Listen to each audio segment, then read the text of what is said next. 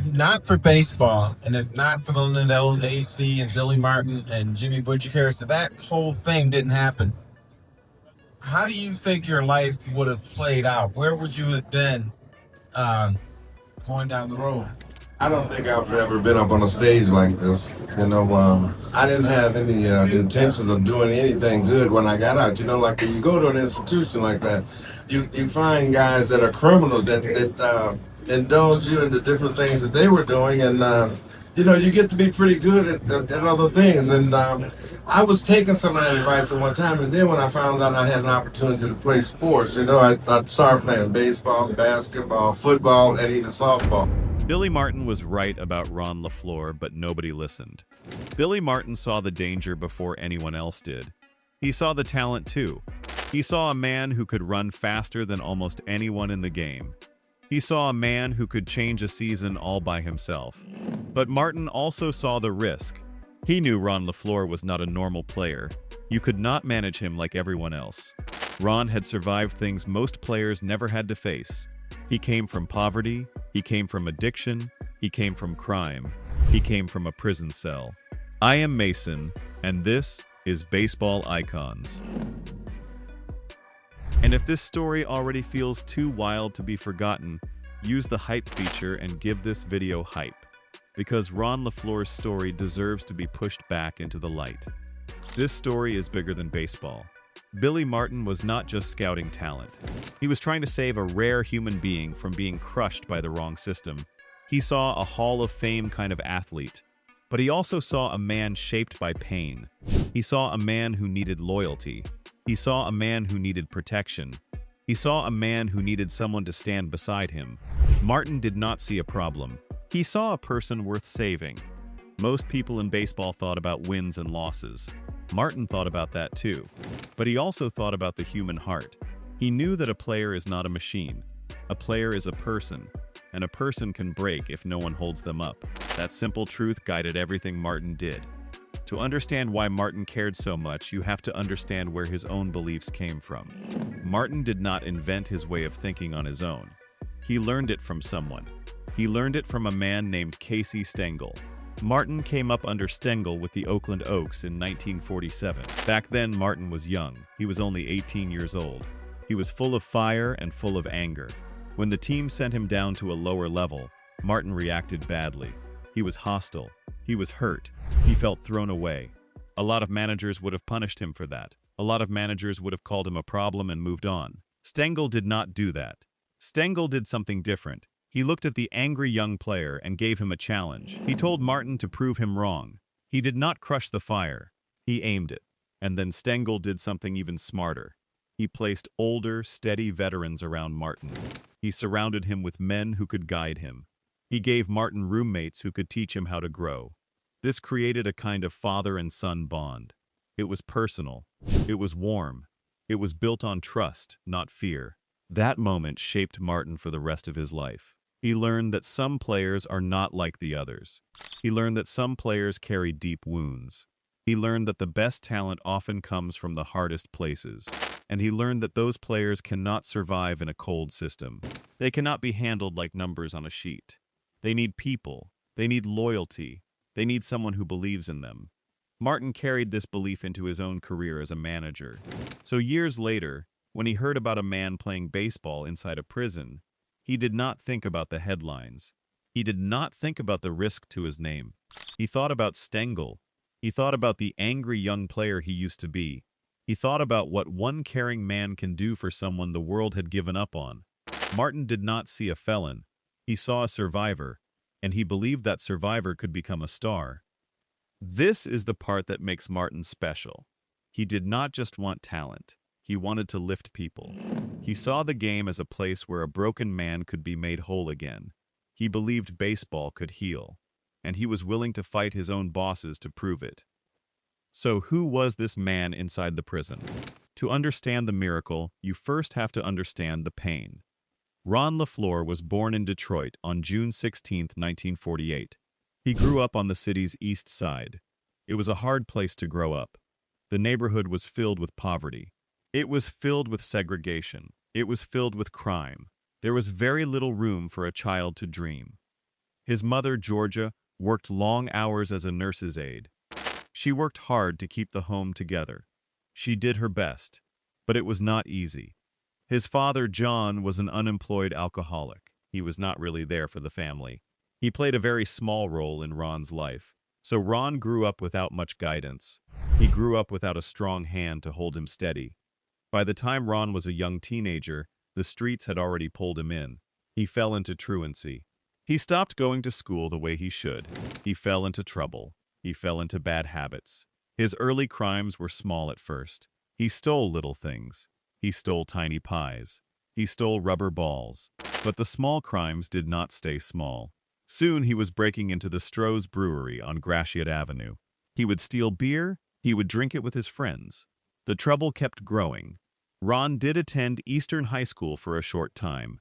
One of his classmates there was a future football star named John Fuqua, who people called Frenchie. The two were athletic peers. But here is the strange part. Ron did not play any organized high school sports. He never put on a team uniform back then. He never learned the game in a real way as a boy. Instead of staying in school, he dropped out. And then his life took an even darker turn. He became deeply dependent on heroin. He spent his nights in shooting galleries in the neighborhood. The drug took over. It pulled him deeper and deeper. It is important to see this clearly. Ron was not evil. Ron was not weak. Ron was a young man drowning in a world that gave him almost nothing. The pain was real. The environment was crushing. Picture a boy with no safe place to go. Picture a home with no steady hand. Picture a street that offers trouble on every corner. That was Ron's world. He did not choose that world. He was born into it. And a child cannot fix a broken world on his own. He can only try to survive it. And it was about to push him toward the worst night of his life. On a freezing night in January of 1970, everything changed for the worse. Ron and two other men were sick from heroin withdrawal. They were desperate. They needed money to feed the addiction. So they planned a robbery. They picked a place called Dee's Bar. It sat on Mack Avenue. It was right across the street from a big Chrysler plant. The robbery was reckless from the start. The three men went inside the bar. They ordered beers. They waited for some of the customers to leave. They wanted fewer people around to keep things calm. They had a borrowed rifle. It was a small .22 caliber rifle. Then they pulled off the holdup. They left with a huge amount of cash. They escaped with about $35,000. But the escape fell apart fast. The getaway driver made a simple mistake. He forgot to turn on the car's headlights. A nearby detective noticed the dark car right away. A short chase followed. The police surrounded the building where the men were hiding. Ron tried to fool them. He ran up to an attic. He took off his shoes. He took off his coat. He took off his sweater and his shirt. Then he walked down the stairs barefoot in only a pair of khaki pants. He pretended to be just a bystander. He acted like he had nothing to do with it. The trick did not work. The officers found the hidden clothing. They found the missing rifle. And they arrested him on the spot. Then came the court. And the court was not fair to everyone the same way. One of the other men got only 5 months in a house of correction and 5 years of probation. The other man got 3 to 5 years. But Ron got something far worse. He was sentenced to 5 to 15 years of hard labor. The gap was huge. The same crime, but a much heavier punishment for him. Ron entered Jackson State Prison on April 28, 1970. He walked in traumatized. He walked in angry. He did not trust anyone in charge, and here is the thing that makes the whole story so unreal. At that moment, Ron LeFlore did not even know baseball. He had no idea that a game would one day set him free. This is where you start to understand how far Ron had to climb. He was not at the bottom of the baseball world. He was below it. He was in a cell, with a long sentence, with no skill, and no plan. There was no reason to think anything good was coming. At first, prison did not soften him. It made him harder. Ron fought the system. He would not comply. His anger landed him in solitary confinement more than once. He spent long stretches alone. He was not on a path to healing. He was on a path to nowhere. His change did not come from a class or a program. It came from sports. Ron joined the prison athletics for simple reasons. He wanted the privileges, he wanted the better food, he wanted more time in the yard. He did not join because he loved baseball. He joined because it made his hard days a little easier. Then something amazing happened. On May 18, 1971, Ron played his first organized game of baseball. He started in left field for the prison team. He had no real training. He had no coach from his childhood. He had nothing but raw gifts, and those gifts shocked everyone who watched. In 1971, he hit .469. Read that again. A man who had never played real baseball was hitting almost 500. Then in 1972, he got even better. He hit .569. These were not normal numbers. These were the numbers of someone with a rare gift hidden inside him the whole time. The gift had been there all along. It just took the darkest place on earth to bring it out. Stop and think about how strange this is. A gift like that does not come along often. Most players spend their whole childhood learning the game. Ron skipped all of that. He found his talent in a cage. He found his future in the last place anyone would look. The same walls that held him also revealed him. That is how rare he truly was. One man inside the prison saw what Ron could become. His name was James Kerala. Kerala had once been a strong athlete himself. He was serving a sentence too. He managed the prison team. He looked at Ron and saw something special. So he took charge of Ron's growth. He drilled him on the basics. He taught him base running. He taught him how to play the outfield. He helped turn raw talent into real skill. Then Kerala made the move that changed everything. In April of 1973, he wrote a detailed letter. He sent it to an old childhood friend named Jimmy Boutsikaris.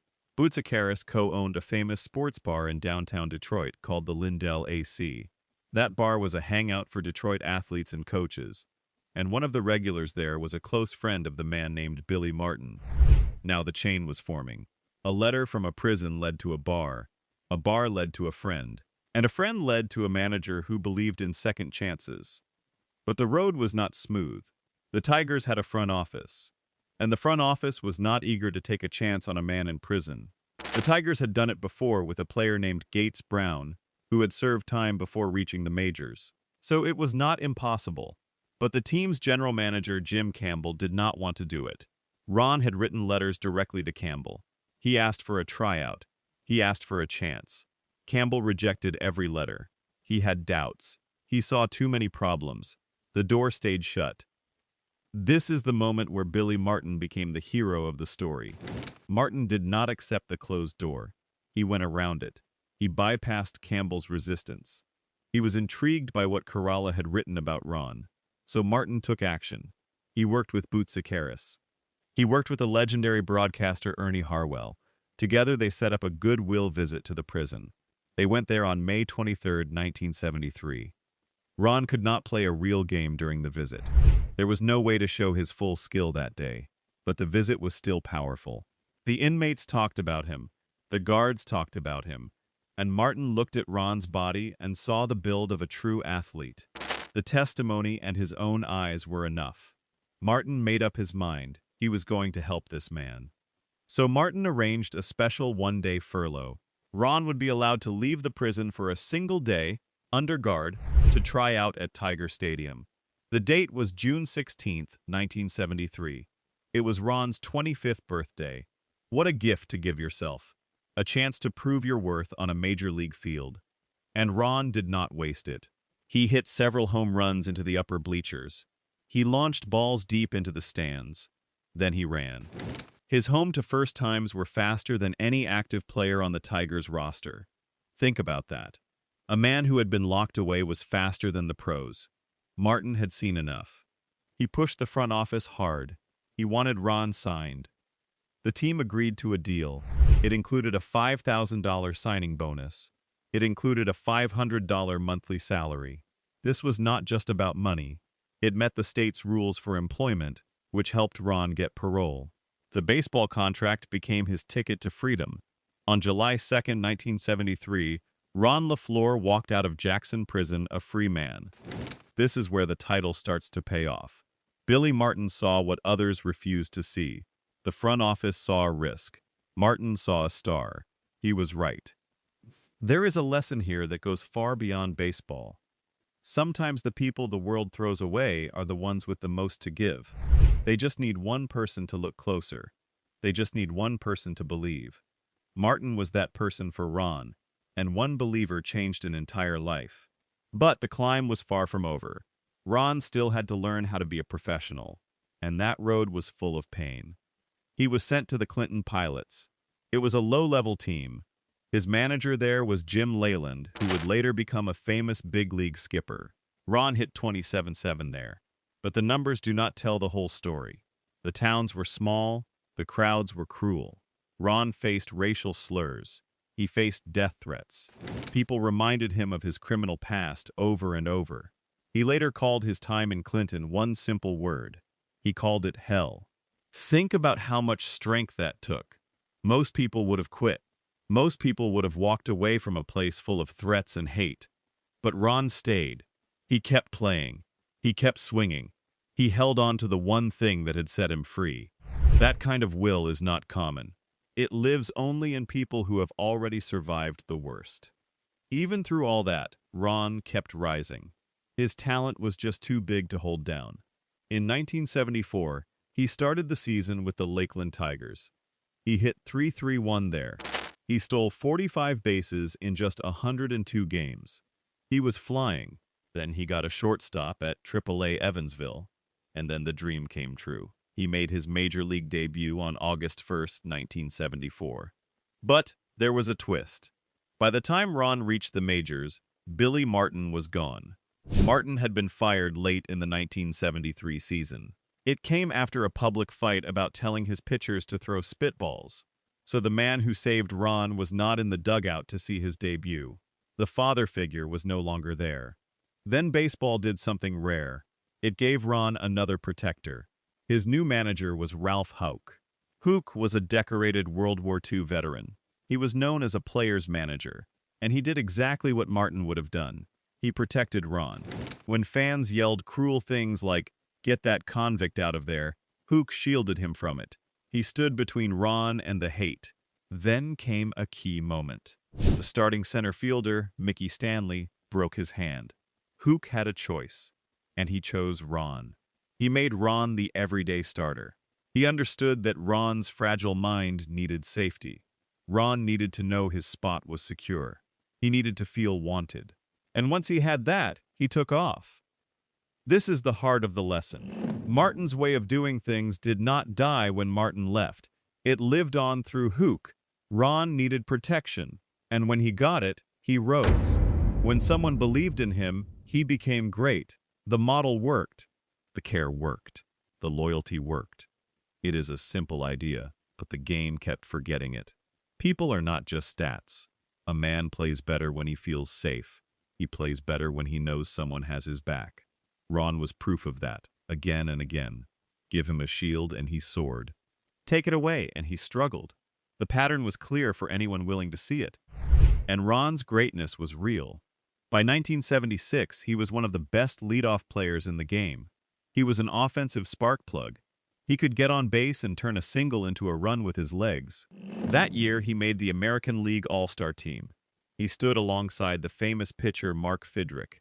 Ron LeFlore, once a prisoner, was now an all-star. That same year, he put together a 30-game hitting streak.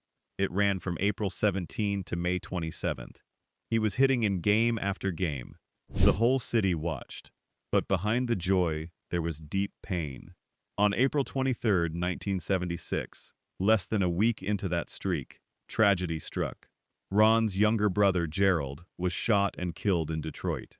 It happened during a fight over a rifle. Ron was living a dream and a nightmare at the same time. Houk was there for him. He worked closely with Ron. He gave him emotional support. He shielded him from outside distractions. He helped Ron stay focused on the field even while his heart was broken. This is what a protective manager does. He does not just manage the game, he manages the man. He helps the person survive the hard days. That is a kind of leadership that does not show up in any box score. You cannot measure it with numbers. But it is real. And without it, Ron may not have made it through that terrible spring. A good manager held him steady when the world tried to break him. Ron's best season came in 1978. It was his finest year. He led the American League in runs scored with 126. He led the league in singles with 153. He led the league in stolen bases with 68. He racked up a career-high 198 hits. He was everywhere on the field. He was a force. That season, he also put together a 27-game hitting streak, and this gave him a rare place in history. He became only the 10th player in Major League history to record more than one hitting streak of 27 games or longer. That is an elite club. And here is the amazing part. No player has done it since.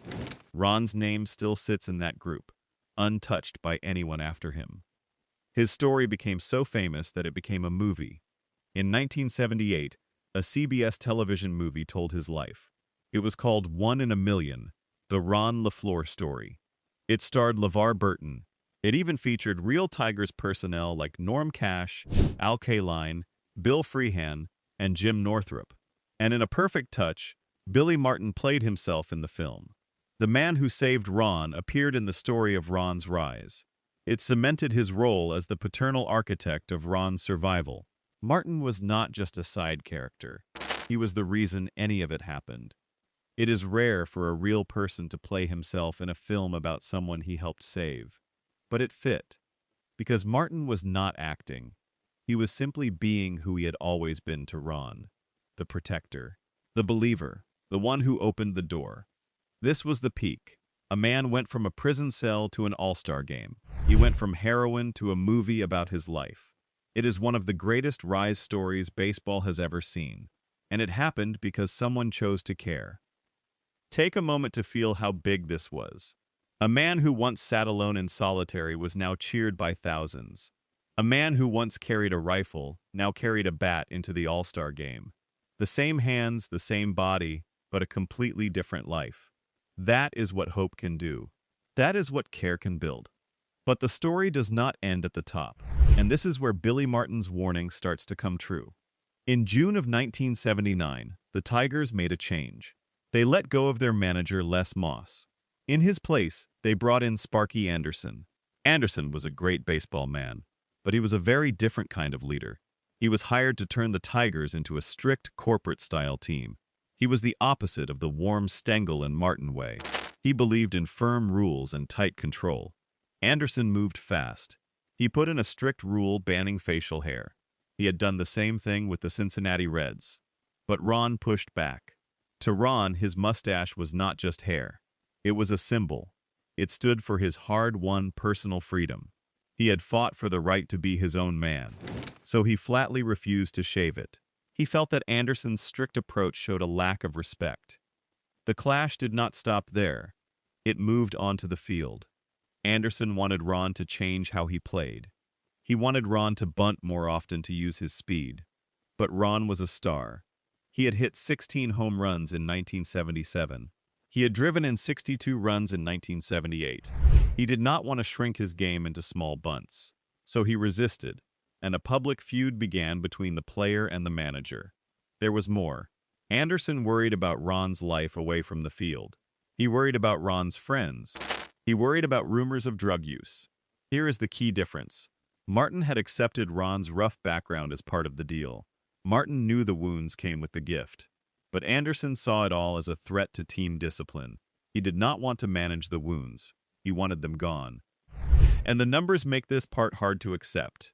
In 1979, Ron hit .300. He stole 78 bases. He scored 110 runs. He was still producing at a high level. He was still one of the most exciting players in the game. But Anderson still wanted him out. So in December of 1979, the Tigers traded him. They sent him to the Montreal Expos. They got back a left-handed pitcher named Dan Schatzeder. It was a straight one-for-one trade. Detroit fans were furious. They could not believe the team would give him away. This is the proof that Martin was right. Ron could still produce. The talent was still there. But the system around him had changed. The warm, protective hand was gone. The new system did not know how to reach him. It did not know how to hold him, and so it let him go. This is the moment the warning came true. Martin had said it from the start. Ron was not a normal player. He could not be handled like everyone else. And the day the team forgot that, it lost him. The talent did not fade. The support did. And once the support was gone, the fall began. In Montreal, Ron made history once more. His manager there was Dick Williams. And in 1980, Ron ran wild on the bases. He stole 97 bases. He led the entire National League. That number was so big it set a franchise record. It is still the single-season record for the Expos and Washington Nationals franchise. He passed even the great Hall of Fame speedster Tim Raines. On the bases, Ron was still a legend. But the cracks were showing. His batting average fell to .257. His defense got worse. He made 15 outfield errors, which led the league. The speed was still there, but the rest of his game was slipping, and there was a deeper reason why. Williams ran a demanding, distant kind of team. He had a sharp, strategic mind, but he did not give Ron the close emotional support that Ron needed. Ron was a man who needed a personal connection to stay steady. He needed someone to help him manage his life off the field. Williams did not provide that. And without it, Ron's reliance on cocaine and heroin grew stronger. The drugs took more of him. The Expos saw the trouble. They let him walk away in free agency. Then came his next stop. Ron signed a big free agent contract with the Chicago White Sox in 1981. His new manager was Tony La Russa. La Russa was brilliant. He used a careful, analytical, highly structured style. But that style did not fit Ron at all. It pushed him further away. Ron struggled with injuries. He clashed with La Russa over playing time. The connection was not there, and his defense fell apart. The numbers on a page told a lie, and the lie became his story. After baseball, Ron's life became very hard. The fall was steep. He tried to play again in 1989 and 1990 in the Senior Professional Baseball Association. He still had something left. He hit .328 for the Bradenton Explorers and the St. Petersburg Pelicans. Because the meaning of his story is not in how it ended. The meaning is in what it proved. Billy Martin was right. He was right about all of it. He saw both sides of Ron LeFlore. He saw the rare athlete who could fly around the bases. And he saw the wounded person who carried deep scars. Martin understood that the two could not be split apart. The gift and the wounds came together. You could not have one without the other. Martin knew what Ron needed. He needed loyalty. He needed trust. He needed personal protection. He needed someone to shield him from the hate and the doubt. He needed a father figure in the dugout. And when Ron had that, with Martin's vision and with Hoke's care, he became an all-star. He set records. He starred in a movie about his own life. The support worked every single time. But when baseball moved away from that support, everything fell apart. When it treated Ron like a normal corporate asset, it failed him. Sparky Anderson wanted control. Dick Williams kept his distance. Tony La Russa wanted a system. None of them gave Ron the personal, protective bond that kept him strong. And without it, the rare gift could not survive. Ron's story is not just a tale of wasted talent. It is something deeper than that.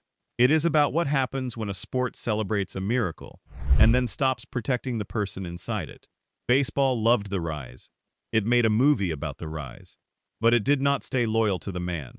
It cheered the climb and then walked away from the fall. The truth is simple.